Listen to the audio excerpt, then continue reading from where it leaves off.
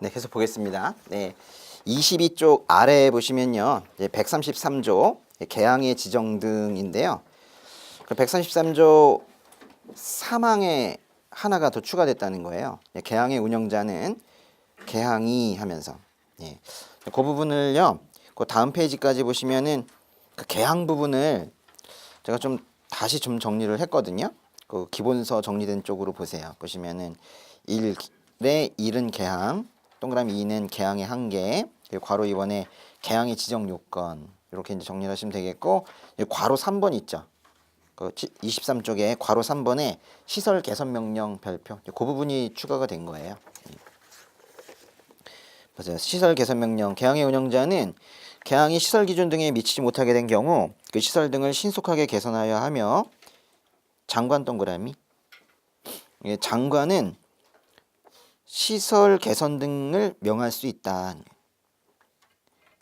근데 이게 이제 대통령령에 어떻게 시설 개선 명령을 내리는지에 대해서 나올 텐데 아직은 그 정도입니다. 네. 그 다음으로 나오는 것이 개항 입출항 원칙이잖아요. 그래서 이제 괄호 1번, 2번 뭐 이거 다 똑같은 얘기입니다. 그 다음 페이지 넘어가시면요. 그런데 거기 박스가 있고 바로 밑에 이제 사망과 사항이 있죠. 세관장은 불기하 출입 허가에라고 시작하는 사망 있죠. 그 사망과 사항을 묶으셔가지고 박스 밑에 사망과 사항 묶으셔서 별표. 이게 또 아주 오늘 하는 거에 포인트 중에 하나인데, 요걸 하나를 외우게 되면요 한 8개 정도를 한꺼번에 하게 되는 거예요. 이 뒷부분에 똑같은 구조의 그 법 개정이 뒤쪽에 한 8번 정도 나와요. 한번 보세요.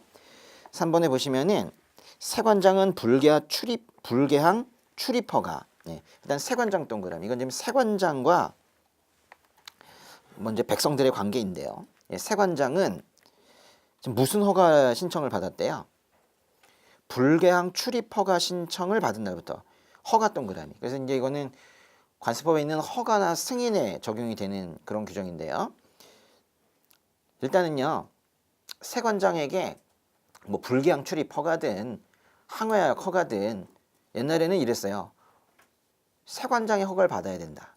허가라는 거의 느낌이 어때요? 뭔가 이렇게 금지가 해제되는 걸로 아마도 이제 뭐 신고인이나 이런 사람들이, 화주나 이런 사람들이 세관장한테 허가를 받으러 갈 땐 이럴 거예요. 저 허가 좀 해주시면 안 될까요? 이러면서 좀 고개 숙이면서 오히려 허가는 안 해줄 수 있으니까, 그래서 허가 좀 해주시면 안 되나요? 뭐 이러고 있을 거예요. 근데 요즘에 이제 분위기가 바뀌었어요. 세상이 바뀌었어요. 바뀌어가지고 이 세관장 허가 해주지. 열을 줄게. 시간을 줘요. 그러다가 열이 딱 지나면 열 하루 됐네. 허가 된 걸로 볼게. 이해가 안 되십니까?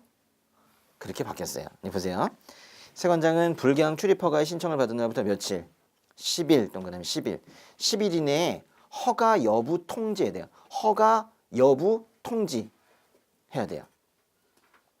근데 4번에 보니까 세관장이 허가 여부 통지 기간 내에 밑에 줄 통지하지 않으면 그때는 기간 끝부분에 기간이 끝난 날의 다음 날 동그라미에 뭐 되는 걸로 본대요. 허가를 한 걸로 본대. 그러니까 오히려 그냥 기간 넘어가고 침묵하고 있으면은 허가된 걸로 본대요.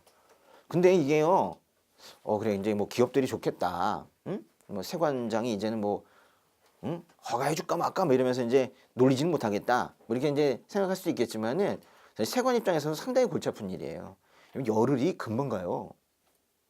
허가 같은 것들이 이게 면밀히 검토가 돼야 되잖아요, 그렇죠? 그죠? 근데 열흘이 금방 가요. 전 이게 이 규정 자체는 요번에 들어간 거예요. 근데 뭐 규정 자체는 괜찮은 것 같은데 10일은 좀 너무 짧은 것 같아. 10일은 뭔가 이게 이 중에는 항해역 허가도 있고 불개항 출입 허가도 있고 허가 중에는 검토해야 될 사항들이 많이 있는 것도 있는데 다 일률적으로 10일이에요. 그래서 이 구조를 외우겠습니다. 세관장이 무슨 허가나 승인의 신청을 받으면 며칠? 10일 내에 뭐 해야 돼요? 통지해야 돼. 만약에 통지를 안 하면 그때는 맨 끝에 허가한 걸로 승인받은 걸로 본다는 거예요. 이런 구조예요. 그러니까 여기서 좀 중요한 게 다 중요한 말입니다만은 통지예요. 결국에는 왜 빨리 통지 안 해? 이거예요. 통지 안 하면 허가한 걸로 본다 이거예요. 그래서 사망의 끝이 뭘로 끝났어요? 통지로. 사항은 4번은 시작하는 말이 또 통지 기간 내에 세 번째 줄 통지하지 않으면 그런 식으로 이어지고 있는 거예요. 됐습니다. 그 다음에 그 24쪽에요. 밑에 거 보시면요. 출항에도 허가 있잖아요. 하여튼 웬만한 허가 들어가 있는 건 이 규정이 다 들어갔는데 거기에도 기본서 정리된 것 쪽으로 보세요. 거기서 24쪽의 밑에 동그라미 3번과 4번에 있네요. 그죠? 맨 밑에 있죠. 동그라미 3번과 4번 보이십니까? 보세요. 똑같은 구조예요. 세관장은 허가가 바뀐 거예요. 출항 허가. 며칠? 10일 통지해야 된다. 동그라미 4번에 뭐가 지났어요? 출항 허가 여부 통지 기간 내에 그 밑에 통지하지 않으면 언제? 끝난 날에 다음 날에 뭐 된 걸로? 허가한 것으로 본다. 맞죠? 예. 하나 외우면 다 써먹을 수가 있어요. 그 다음 페이지에 보시면은 그 다음 페이지에 140조 물품의 하역 부분에 이것도 정리된 걸로 보세요. 그 기본서 쪽에 보시면 괄호 1번에 동그라미 2번 보세요. 1번부터 봅시다. 외국무역선이나 외국무역기는 입항 절차 마친 후가 아니면 하역 환적할 수 없죠. 근데 세관장이 허가를 받은 경우엔 그러하지 아니하다. 그러니까 허가는 언제 받아야 되는 거예요? 입항 절차를 마치기 전에 하역 환적 허가하려면. 그래서 바로 밑에 동그라미 2번 보시면 그 허가의 이름은 꽤 길어졌어요. 세관장은 입항 절차를 마치기 전에 하역하거나 환적을 하기 위한 허가. 이게 허가의 이름이에요. 그렇죠? 입항 절차를 마치기 전에 하역하거나 환적을 하기 위한 허가. 똑같아. 그 다음부터는 10일 통지 안 하면 맨 그때 끝난 날 허가한 것으로 본다 이거예요. 그래서 이 부분을 이제 이렇게 정리하다 보면은 우리 허가도 다 외울 수가 있게 돼요. 다음 페이지 보시면요. 142조의 항해하역 부분인데 항해하역. 거기도 정리된 것 쪽으로 보시면요. 그 박스 바로 밑에 동그라미 3번 4번 있죠? 똑같아요. 보세요. 동그라미 3번 4번 세관장 항해하역 허가 10일 통지 안 하면 끝난 날 허가로 본다. 또 바로 밑에요. 동그라미 2번 허가 여부 통지라는 부분의 기억 니은은 뭐냐면 이거는 선용품 등의 하역 환적 허가예요. 거기 써놨네요. 그죠? 2번의 기억번 세관장은 선용품 등의 하역 환적 허가 10일 맨 끝에 끝난 날 허가한 것으로 본다. 이죠. 이건 뭐 이제 더 이상 설명 안 해도 되겠어요. 그래서 이제 이 규정이 어디에 적용이 되는가만 더 체크하면 되겠는데요. 27쪽. 27쪽에 맨 밑으로 가시면은 다른 건 다 허가인데 이 승인에도 하나 적용이 되는 것이 보수작업 승인입니다. 그래서 거기 보니까 보수작업 승인도 승인을 받아야 된다. 니은번 세관장은 승인 신청 받은 날부터 10일 내에 통지하지 않으면 맨 끝에 다음 장으로 넘어갔네요. 예. 똑같이 그렇지만 허가를 승인으로만 바꿔서 끝난 날 다음 날에 승인을 한 것으로 본다인 거예요. 밑으로 내려가시면 또 해체절단 작업도 있네요. 거기도 2번에 작업 허가 10일 통지 끝난 날에 허가한 것으로 본다. 넘어가시고요. 또 무슨 허가 나오겠어요? 견본품 반출 허가 나오겠죠? 다음 장에 보니까요. 29쪽에 괄호 1번 견본품 반출 허가에 허가받아야 된다. 2번에 마찬가지로 10일 맨 끝에 끝난 날에 허가한 것으로 본다. 그랬죠. 그 339쪽이라고 되어 있는 부분, 그 165조 보세사의 자격 등 부분에서 바뀐 거는 큰 건 아니고요. 업무정지라는 말 옆에 견책이라는 단어가 하나 더 들어가 있는 게 그게 조금 바뀐 거예요.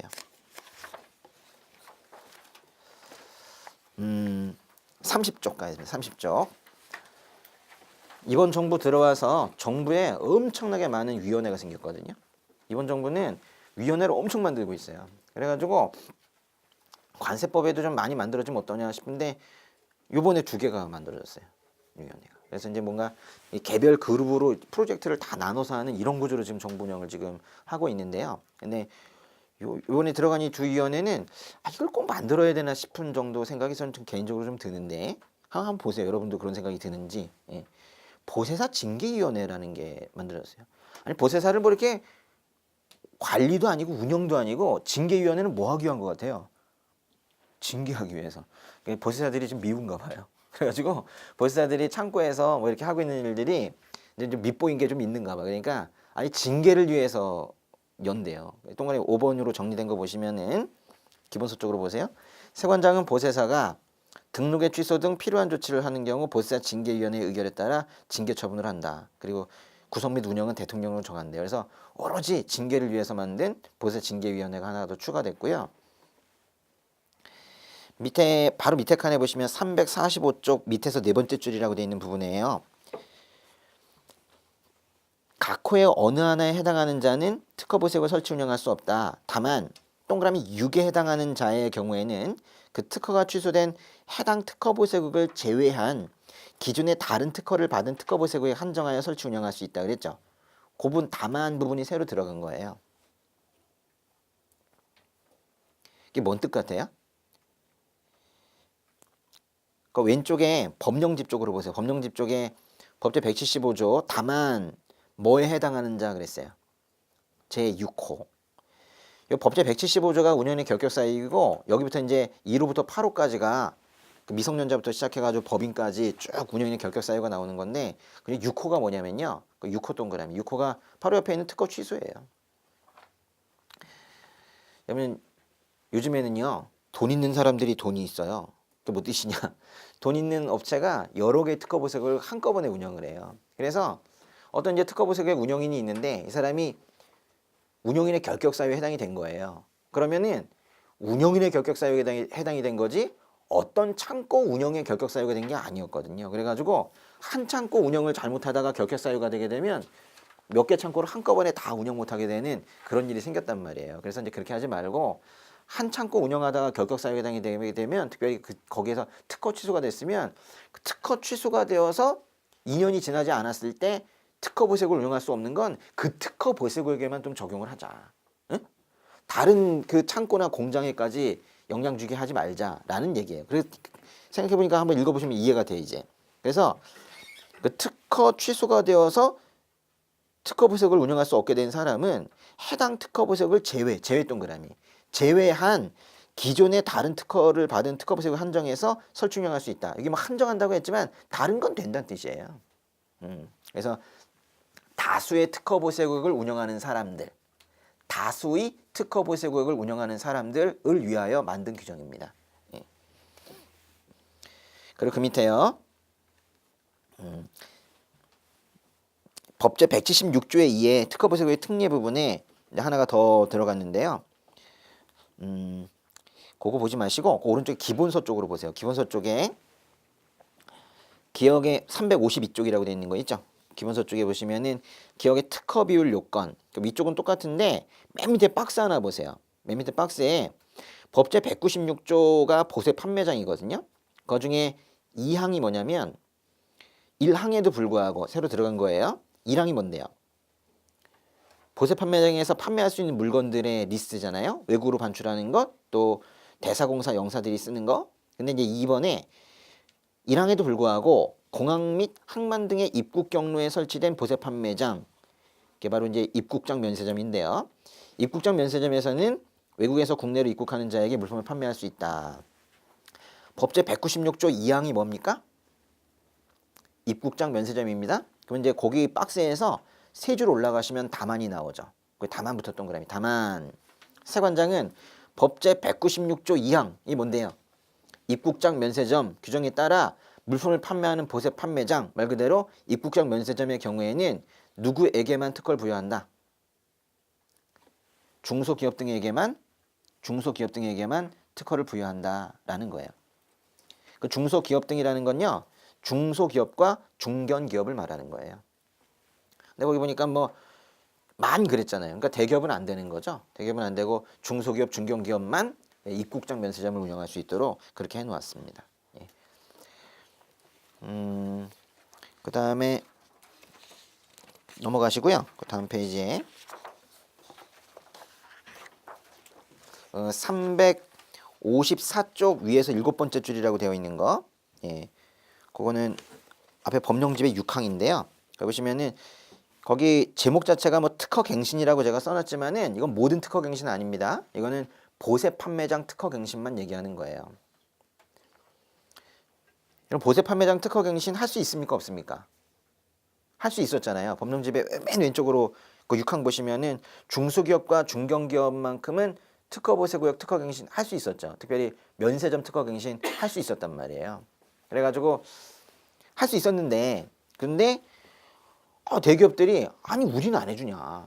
응? 우리도 특허 갱신 좀 하게 해달라. 특허 처음부터 다시 시작하면 서류 낼 게 너무 많다.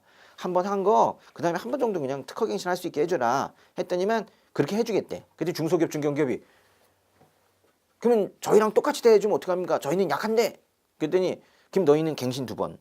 그래가지고 이렇게 된 거예요. 그걸 보세요. 그래서 특허를 받은 자는 1회 동그라미. 모든 기업에게 한 번은 갱신할 수 있게 해줬는데 중소기업 등은 중소기업 중견기업은 몇 번? 2번 그런 거예요. 그래서 이제 한 칸씩 올라간 거예요. 예. 근데 제가 아까 말씀드렸다시피 위원회가 2개가 들어갔는데 이게 과연 들어가도 좋나 싶은 위원회가 하나 더 들어갔다고 그랬죠. 거기 옆에 그 비교해서 보시기 좋게 기본서 쪽으로요. 355쪽 밑에서 5번째 줄이라고 되어 있는 거 보시면 동그라미 8번과 동그라미 9번 있죠. 그 2개를 묶으셔가지고 잘 비교해 보세요. 자 보시면은 동그라미 8번 제목이 뭡니까? 보세 판매장 특허심사위원회 이미 있었던 겁니다. 근데 이제 9번이 추가된 거예요. 9번의 별표 보세 판매장 제도운영위원회예요. 둘 다 보세 판매장으로 시작하고 있는데요. 하는 일이 뭔지 한번 보세요. 항상 위하여 앞에 심의하기 위하여 앞에 있는 일들이 하는 건데 2개의 차이점을 보세요. 8번은 뭐 한대요? 보세 판매장의 특허에 관한 사항을 심의하기 위하여. 9번의 기억번은 보세 판매장의 특허 수 등 보세 판매장 제도의 중요 사항을 심의하기 위하여. 어떤 차이점이 있는 것 같아요? 제가 보기엔 그 말이에요. 사실은 다 특허에 대한 부분들을 얘기하고 있는 것인데 근데 뭐 뒷부분에는 9번의 기억에는 제도의 중요 사항을 심의하기 위해서 뭐 제도 자체에 대해서 뭐 좀 뭐 하려고 한다. 그러니까 특허를 해줄까 말까 뭐 이런 심의하는 거는 8번에서 하고 그 특허와 관련된 면세점 특허와 관련된 제도와 관련된 심의하기 위해서는 뭐 9번의 기억번이다 했지만은 특허를 해주는 실무가 결국에는 제도의 변경으로 또 가고 뭐 이렇게 되는 거 아니겠습니까? 같은 범주 내에서 이렇게 위원회를 2개나 만든다는 게 좀 이상하죠. 그렇죠? 예. 근데 보니까 설치 위치가 달라요. 그렇죠? 8번에 보니까요. 2번째 줄에 어디에 설치한대요?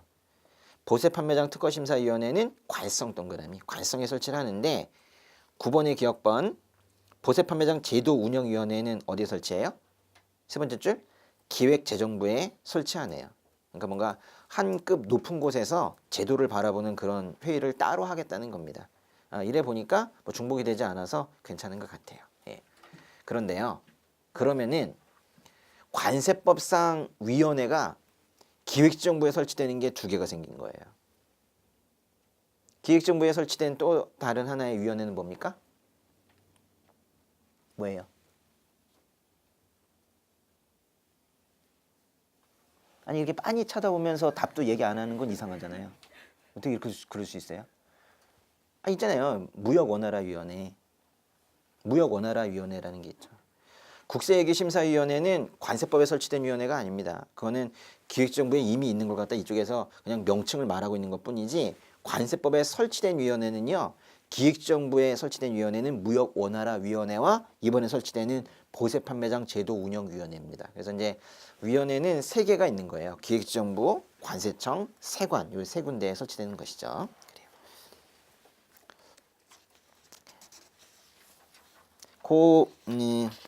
다음 페이지로 넘어갔는데요.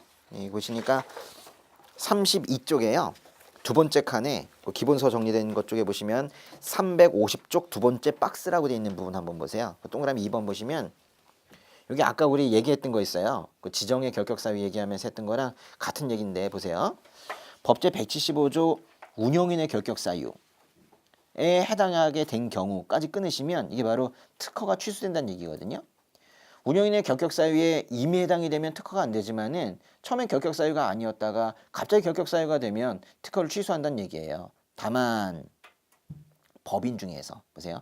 결격 사유, 미성년자를 제외한 결격 사유에 해당하는 자를 임원으로 하는 법인으로서 끝에서 5번째 줄 누구랑 누구 갑자기 그 임원이 피성년 후견인과 피한정 후견인이 되거나 갑자기 파산 선고를 받고 복권되지 아니한 자가 되면 3개월간의 여유를 주자.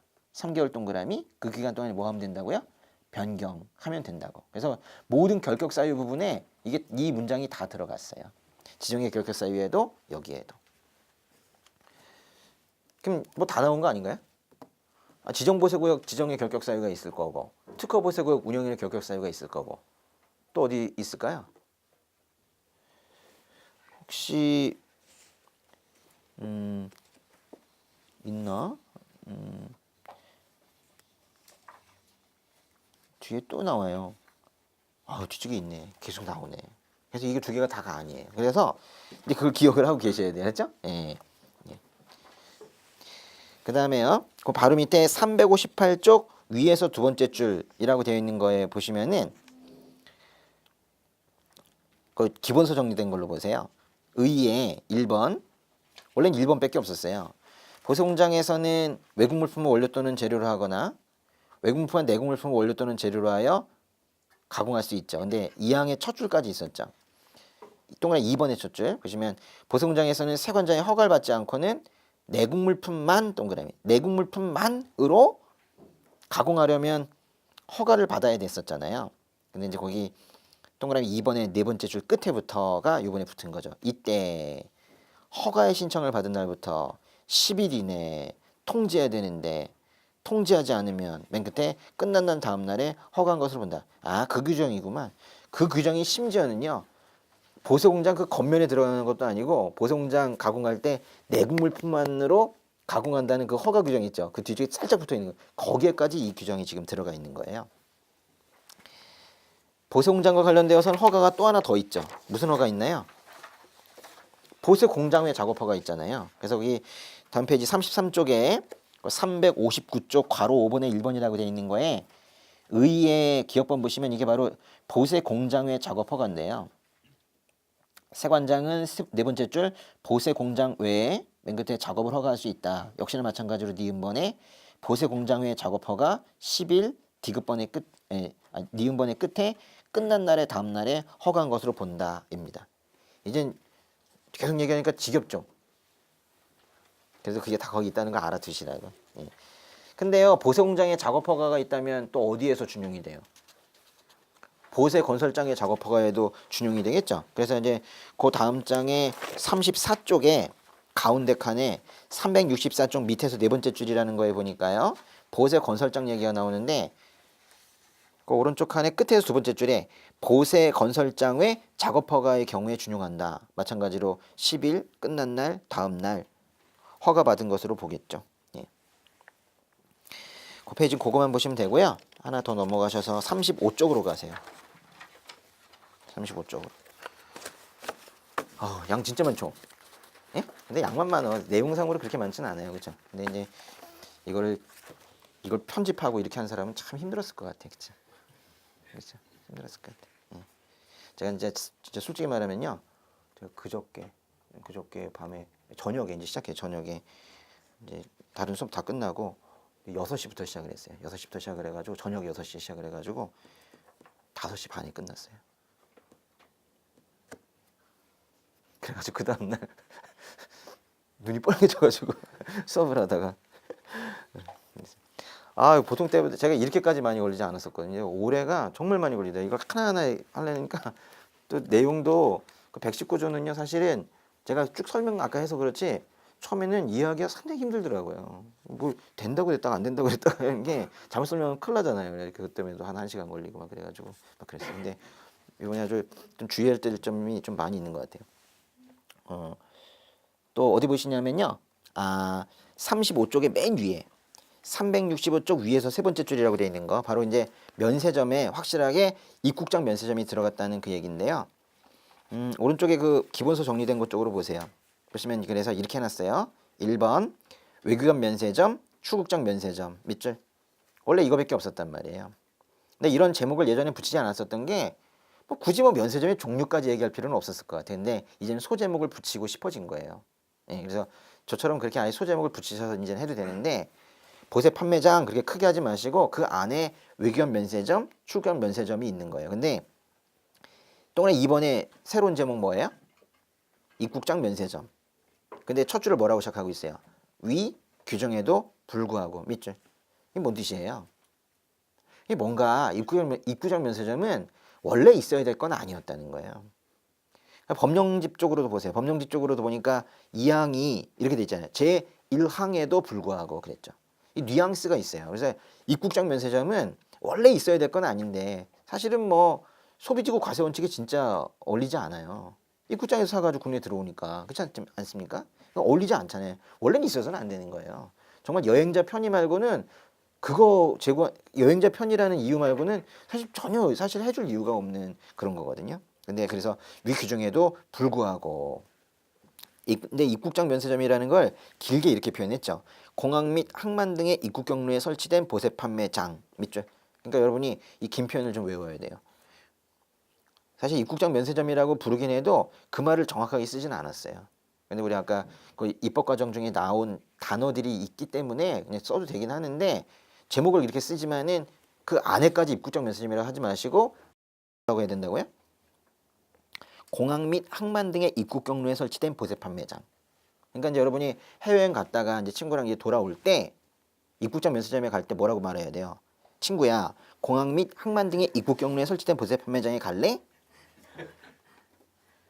이렇게 얘기를 해야 되는 거죠. 네. 정확하죠. 정확하지만 제 친구랑은 헤어지겠죠. 이렇게 되겠죠. 그 다음에요. 그 바로 밑에 보시면은 369쪽 위에서 7번째 줄이라고 되어 있는 거에 그 동그라미 4번 매각 요청 있죠. 오른쪽 밑에 동그라미 4번 매각 요청. 이 부분도 좀 봐야 됩니다. 이분 이 통째로 이게 들어간 거예요. 매각 요청이라는 거. 여기서 중요한 게 매각을 요청한다는 게 누가 누구에게 요청하는지를 아시면 돼요. 여기서 이제 매각을 요청한다는 건요. 이거는 운영인이 세관장에게 매각을 요청하는 거예요. 근데요, 이렇게 딱 해놓으면 이게 얼마나 특이한 건지 알 수 있어요. 아니, 매각은요, 내 물건 팔아달라고 요청하는 것도 아니고, 이 운영인은 지금 이런 거예요, 느낌이. 자기 창고에 한 6개월 이상 어떤 물건들이 계속 있으니까, 뭐, 화주한테 가져가라고 해도 뭐 전화도 안 받고 막 그래요. 그러니까, 이 사람은 이게 진짜 창고로는 낼 건가 말 건가 뭐 이러면서 이제 걱정하고 있는 거잖아요. 그러니까 안 되겠으니까 세 관장님 얘 좀 치워주세요. 이렇게 얘기하는 거예요. 그러니까 워낙에 적체된 물건들이 많다 보니까 창고 운영하는 사람들을 위해서라도 이 규정을 이제 만들어 놨어야 되는 거예요. 그래서 이제는 운영인이 세관장한테 요청하는 시대가 되었다 이거예요. 근데 이거는 전체 보세구역에 적용이 되지 않습니다. 중요한 건 종합보세구역에만 적용이 돼요. 그래서 이 동그라미 4번의 첫 줄 보세요. 운영인 동그라미. 운영인은 어디에? 종합보세구역에. 종합보세구역 별표에.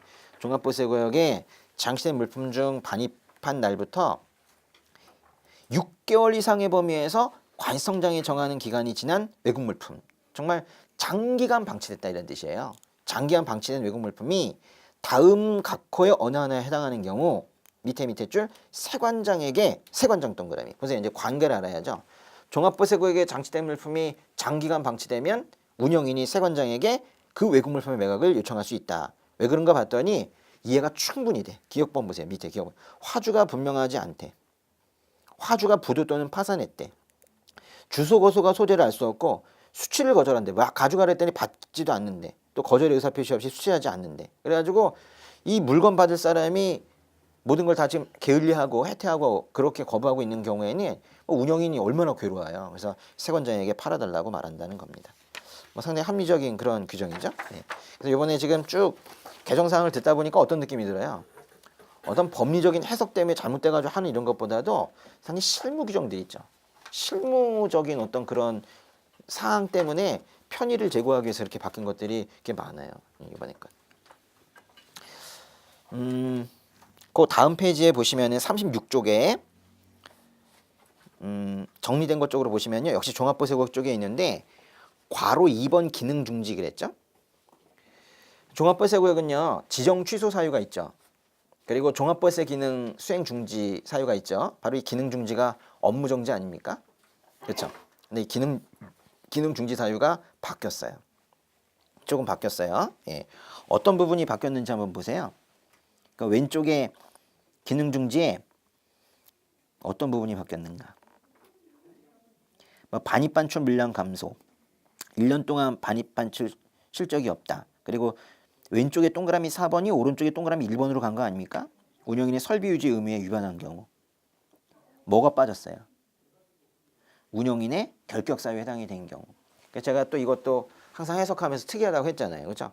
모든 결격 사유는 지정 취소, 등록 취소, 특허 취소 쪽으로 가는데 종합보세 구역의 경우에는 종합보세 구역은 이 안에 여러 종합보세 사업장이 있으니까 이 한 운영인이 잘못한 거 때문에 이 종합보세 전체를 없애는 건 옳지 않다. 그래서 운영인의 결격 사유에 해당이 되게 되면 요 사람만 한동안 일 못하게 하자. 6개월 이내에서 업무 정지하게 하자. 그랬잖아요. 그런데 이 사람이 잘못해가지고 요 사람만 일 못하게 하는 거 뭐 괜찮긴 한데 일 못하게 하는 게 아니라 아예 이 사람은 여기를 없애버렸으면 좋겠어요. 이렇게. 아예 없애져 버렸으면 좋겠어. 그렇다고 이제 종합보세국 전체를 없앨 수는 없으니까 여기는 아예 그냥 도려내버리고 싶은 거예요. 이런 걸 뭐라고 하냐면 이런 거를 폐쇄라고 그래요. 폐쇄. 그래서 만들어진 것이 그 밑에 있는 괄호 3번에 종합보세 사업장 폐쇄입니다. 처음 들어간 거예요. 그래서 세 권장은 종합보세 사업장 운영인이 다음에 해당이 되면 폐쇄를 명한대요. 동그라미 1번 거짓 부정 방법 설치 운영 신고했대요. 동그라미 2번 별표. 뭐가 뭐에서 뭘로 갔어요? 운영인의 결격 사유가 그 업무 정지에서 빠져가지고 아예 폐쇄 쪽으로 가게 된 거예요. 특이하죠? 예. 근데 거기도 이제 운영인의 결격 사유에 보시면은 거기도 다만 그랬어요. 다만 똑같은 구조인데요. 임원으로 하는 법인, 피성년 후견인, 피한정 후견인, 파산 선고받고 복권되지 아니한 자 3개월 이내에 변경한 경우에는 그러하지 아니하다. 그렇게 된 거예요. 폐쇄 사유가 하나 맨 끝에 있는 게 자신의 성명상호를 사용하여 이제 명의 대여한 거죠. 그런 겁니다. 그래서 단계가 3개가 됐어요. 지정 취소도 있고요. 종합보세 지정 취소는 뭐예요? 지정 취소는 이거 자체를 없애는 거잖아요. 근데 폐쇄는 요거 하나만 없애는 거고. 그리고 업무 정지는 이거 다 남겨두는데 잠깐만 일 못하게 하는 거고. 단계가 3개가 있습니다. 지정 취소, 종합보세 사업장 폐쇄. 종합보세 사업장에 대한 그 운영인에 대한 종합보세 기능 수행 중지가 있는 것이죠. 그렇죠? 구분해야 돼요. 종합보세 구역 지정 취소지 종합보세 사업장 폐쇄고요. 그렇죠? 구역은 지정을 취소하는 거고 사업장은 폐쇄하는 거예요. 이 다른 거예요. 그 다음에요. 그 밑에 37쪽 밑에 보시면요. 법의 224조 개정사항인데요. 거기에도 니은번에 그죠? 오른쪽에 그 기본서 쪽으로 보세요. 기본서 쪽에 니은번에 똑같은 얘기예요. 거기도 다만 더 들어갔다는 거예요. 운영인의 결격 사유, 다만 결격 사유에 해당하는 자를 임원으로 하는 법인, 피성년 후견인, 피한정 후견인, 파산 선고 받고 복권되지 아니한 자 3개월 변경되면 그러하지 아니하다. 그랬죠. 그런데 이게 지금 어떤 부분이냐면 그 왼쪽 법령에 있지만은 보세 운송업자 등의 행정제재 부분이거든요. 근데 거기에서 맨 끝에 부분이 있어요. 다음 페이지로 넘어갔는데요. 보세 운송업자 등의 행정제재를 하는 이유의 마지막 거 보시면은 정리된 거에 비읍번 보세 운송업자 등이 보세 운송업자 등의 업무와 관련하여 맨 끝에 과태료를 부과받으면 이 세관 쪽에서도 행정제재를 하겠다는 거예요. 과태료 동그라미. 근데 옛날에 그 과태료의 부과 근거 법령이 조세범 처벌법이었거든요. 근데 그것이 바뀌었어요. 뭐랑 뭐로? 개별수비세법 또는 교통에너지 환경세법에 따른 과태료를 부과받으면 우리 세관 안에서도 행정 제재를 하겠다. 이렇게 바뀌었어요. 그래서 거기 두 군데가 바뀌었어요. 하나는 단서가 들어갔고 하나는 법의 이름이 바뀌었고. 그거 다 해주셔야 되고요. 예. 그 다음에 또 아주 특이한 거 밑으로 가시면 239조 있죠. 수입으로 보지 아니하는 소비 또는 사용.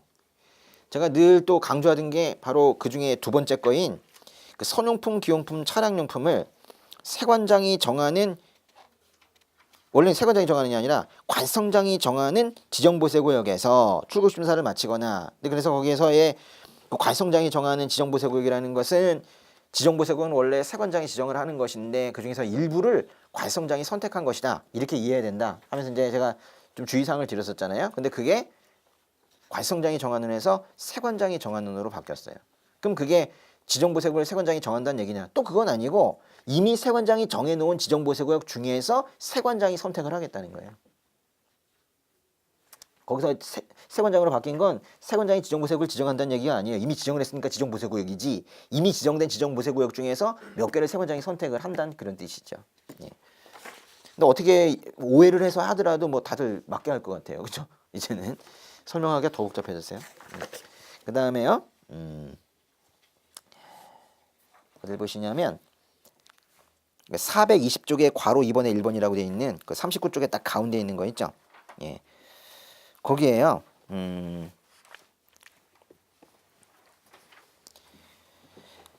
이게 420쪽 괄호 2번에 1번이 뭐냐면 여러분 법령을 잘하니까 왼쪽에 법령집 보면 더 좋아요.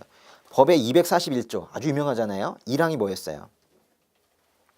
뭐 수출하거나 수입하거나 반송할 때 그 신고할 때 품명 규격 수량 가격 품규수가 플러스 대통령령으로 정하는 사항 신고해야 된다. 그 얘기인데 2항이 뭡니까? 2항이 바로 그 중에서도 신고를 생략하게 하거나 또는 간소한 방법으로 신고할 수 있는 사유들인데 거기에 하나가 더 추가가 된 거예요. 3과 4 사이에. 그 오른쪽에 그 기본서 정리된 걸로 보시면은 더 보기가 좋은데 그 니은번 우편물 디귿번이 바로 이 면세 대상들이었잖아요. 그리고 이제 미음번이 국제운송을 위한 컨테이너. 원래 니을번까지밖에 없었는데 니을에 있었던 컨테이너가 미음으로 가면서 니을에 다른 게 끼어 들어간 거예요. 그 니을의 별표. 그게 추가됐다고요. 니을 보시면요. 그 정리된 것 쪽으로 보세요. 135조 입항 절차, 136조 출항 절차, 149조 국경 출입 차량의 도착 절차, 또 150조 국경 출입 차량의 출발 절차에 따른 보고 또는 허가의 대상이 되는 운송수단. 그러니까 입항 보고하는 그 배, 출항 절차하는 그 배, 이런 것들 운송수단 동그라미. 그 운송수단이 또한 간단하게 신고하는 대상이 되었다는 겁니다. 뭐 컨테이너도 들어오고 나가고 할 때 신고는 해야 되거든요. 근데 간단하게 하라는 거고 배도 들어오고 나갈 때 뭐 들어왔다 다시 또 나갈 거니까 간단하게 하라는 거예요. 그런데 이럴 수 있죠. 보세요. 배가 지금 들어오고 나가 입항보고 출항허가 받는 배가 들어오고 나갈 때 간단하게 신고하거나 신고를 생략하거나 그러재요. 이 규정을 왜 꼭 만들어야 되냐면 물건이 들어오는데 배가 들어올 땐 그냥 막 들어온단 말이에요. 그래도 배도 구분을 해야 될 거 아니에요. 이럴 수 있잖아요. 배가 들어왔다가 물건 싣고 나가. 그럴 수 있지만 들어와서 안 나갈 수 있죠. 우리나라에서 안 나갈 수 있잖아요. 이런 것도 이제 구분을 해야 되거든요. 그래서 거기 보시면 박스가 붙었잖아요. 다만 다음 중 어느 안에 해당하는 운송수단은 제외한다. 기억번. 우리나라에 수입할 목적으로 최초로 반입되는 운송수단. 니은번. 해외에서 수리하거나 부품 등을 교체한 우리나라의 운송수단. 디귿번. 해외로 수출 또는 반송하는 운송수단. 그 박스 있죠. 박스의 별표. 사실은 박스 때문에 집어넣은 거예요. 오히려. 운송수단 간단하게 신고하자. 그러나 요 세 개는 정식으로 간다. 오히려 여긴 이 예외 때문에 집어넣은 거예요. 예외 중에서 제일 중요한 건 니은번입니다. 니은번은 다시 한번 별표. 별표에 또 별표. 거기 이 니을도 중요한데 그중에 기역 니은 디귿이 중요하고 그중에 또 니은이 중요한 거예요. 니은만 읽어보세요. 해외에서 수리하거나 부품 등을 교체한 우리나라의 운송수단. 이게 관세법 제81조 간이세율에서 빠져나온 거예요. 그게 바로 밑에 겁니다. 밑에 보시면요. 법의 241조의 2 해외 수리 운송수단 수입신고의 특례라는 부분이 간이세율에서 빠져가지고 1로 들어간 거예요. 법의 241조의 2 그 내용 보시면요. 해외 수리 운송수단 수입신고의 특례 위 1의 리을의 니은 그게 바로 괄호 안에 해외에서 수리하거나 부품 등을 교체한 우리나라의 운송수단을 수입 신고하는 경우 끊어보세요. 그 다음부터 답이 뭐냐. 해당 운송수단의 가격은 지금 배가 들어왔는데요. 배가 지금 들어왔는데 배에서 수리한 건 일부밖에 안 된단 말이에요. 이 배는 이제 10억짜리인데 이거 수리한 부분은 뭐 한 1,000만 원밖에 안 돼. 그러면 이거에 대해서 과세할 땐 10억에 대해서 과세해야 돼요? 1,000만 원에 대해서 과세해야 돼?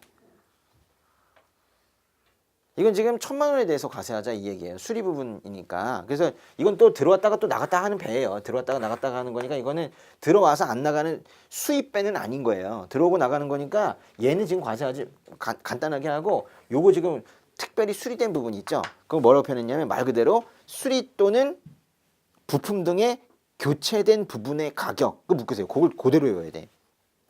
그게 과세 대상인 거예요.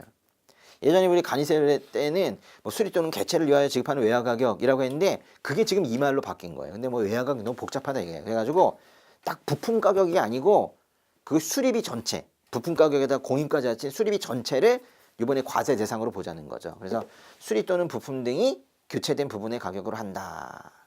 뭔 뜻이에요? 이게 이제 결국 결론은 뭐예요? 과세한다. 그러나 간이세율은 아니다. 이 결론인 거죠. 과세한다. 그러나 간이세율은 아니다.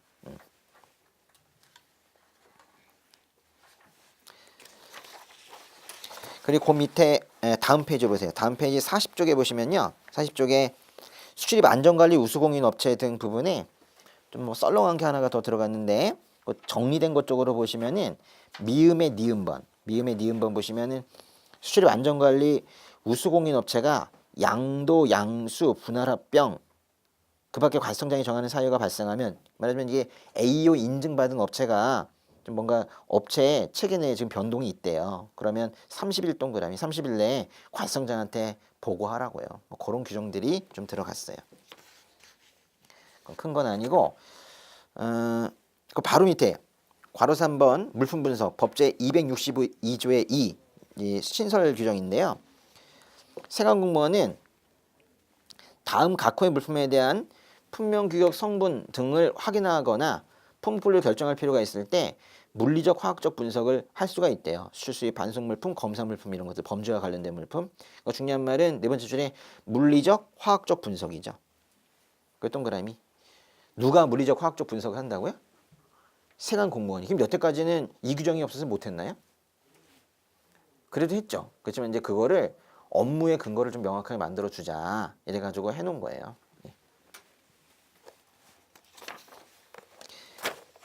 그 다음에요. 또 알아야 되는 게 41쪽에 법의 276조 거의 276조에 보시면 허위신고죄 등이 있죠. 허위신고죄 등에 거의 1호가 뭐였냐면요. 1호는 종합보세 사업장 설치 운영 신고 안 하고 종합보세 기능 수행한 자였고 2호가 뭐였냐면 중지조치 위반해서 즉 업무정지조치 위반해가지고 종합보세 기능을 수행한 자였는데 거기에 한마디가 더 들어간 거예요. 2호가 어떻게 바뀌었어요? 세관장의 중지조치 또는 세관장의 폐쇄명령 동그라미. 폐쇄명령을 위반한 것도 원가 또는 2천만 원 중 높은 금액 이하에 상당하는 벌금에 처한 쪽으로 가게 됐네요. 그렇죠? 예.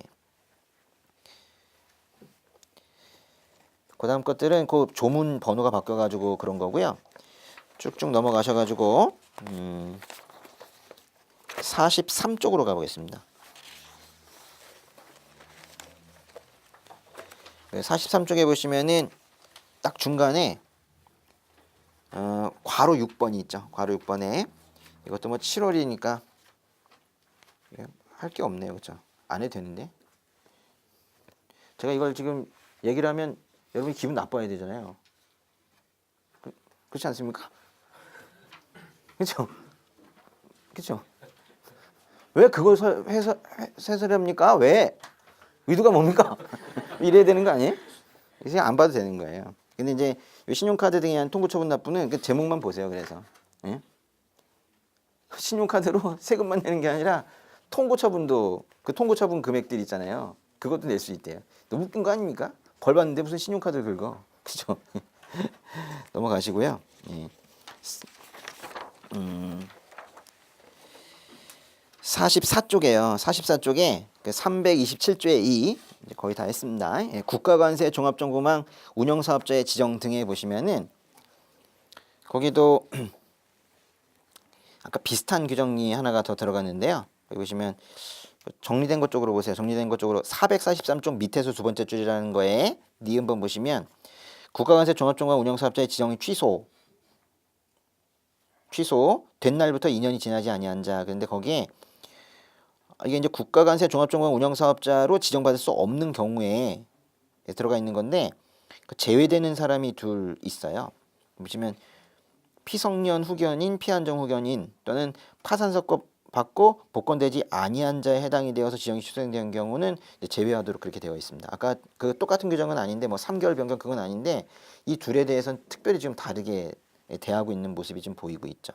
근데 그 밑에 444쪽 첫 번째 박스라고 되어 있는 그 부분은 이제 똑같은 얘기예요. 아까 했던 것처럼 지정의 결격사유에 해당이 되게 되면 지정을 취소하게 되는데 다만 똑같은 얘기입니다. 피성년 후견인, 피한정 후견인, 파산선고 받고 복권되지 아니한 자 3개월 변경하면 결격사유에 해당이 되어도 지정을 취소하지 않겠다. 그 얘기예요. 넘어가시고요. 그 다음에 327조의 3 똑같아요. 327조의 3은 전자문서 중개사업자인데 국가관세 종합정보망 운영사업자에 그런 규정이 있다면 똑같이 규정이 있겠죠. 그래서 그 옆에 45쪽 오른쪽으로 똑같죠. 괄호 니은번에 2호 3호 그죠. 밑에 맨 밑에 박스에 2호 3호 3개월 변경 보이십니까? 예, 그래요. 한 장 더 넘겨보시고요. 청문회 사유가 있었는데요. 우리가 이제 청문을 해야 되는 사유에 보시면은 보통 이런 것들이 있었거든요.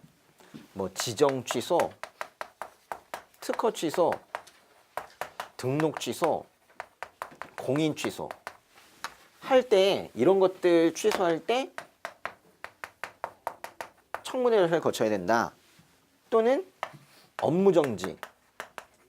보통은 업무정지라고 표현하지만 특허보세고의 경우에는 반입등정지 그리고 종합보세고에서는 종합보세 기능수행 중지. 이거 겨우 두 개였어요. 하나, 둘. 이것이 바로 청문회 사유였는데 이제 이 형식이 맞지가 않는 게 바로 종합보세 사업장 폐쇄입니다. 폐쇄. 종합보세 사업장 폐쇄. 거기 하나 더 들어갔잖아요. 그 7의 2 있죠. 7의 2. 예. 그 종합보세 사업장 폐쇄도 이것도 청문회 사유로 하나 더 들어가게 된 거예요. 형식이 좀 다른 게 하나가 들어갔다. 그리고요, 이제 맨 마지막 장 보시면은 맨 마지막 장에 330조 이 벌칙 적용에서 공무원 의제. 그래서 관세법상 모든 위원회에 그 위원으로서 공무원이 아닌 사람들이 뭐 이렇게 자신의 권한 범위를 넘어서 뭐 뇌물 받고 뭐 이러다가 걸리게 되면 이제 징계하겠다라는 그런 얘기인데 사실 그 330조는 거기에 이제 지금 새로 들어간 위원회가 뭐가 있겠어요? 이번에 들어간 위원회가 들어간 거죠. 보세사 징계위원회에 그 마가 들어갔고 그 다음에 또 사회 보세판매장 제도 운영위원회가 들어갔죠. 그래서 이 부분은 뭐 이런 벌칙 적용해서 공무원 의제 규정이긴 하지만은 사실 관세법상 위원회가 어디에 있는가 여기 모아놓은 거예요. 그래서 위원회 문제를 330조를 가지고 이 리스트에서 여러분이 한번 정리를 하시면 좋은 거예요. 330조가 위원회 규정입니다. 예. 오늘 혹시 한 것 중에서 궁금하신 거 있으세요? 없어요? 네, 그래요. 제가 아주 깔끔하게 설명했기 때문에 그러지 않아도 뭐 외울 것도 많고 복잡한데 뭐 법이 바뀌어가지고 좀 마음 불편하죠. 근데 원래 관세법을 한다는 게 이래요. 근데 이거를 빨리 익숙해져야지 일할 때도 편하겠죠. 일할 때도 법령 개정 계속 따라가지 않으면은 한 3, 4년 지나면요 바보 취급됩니다. 못해요, 못해. 그러니까 계속 이런 거를 이렇게 해나가는 게 필요해요. 수고하셨습니다. 예, 예.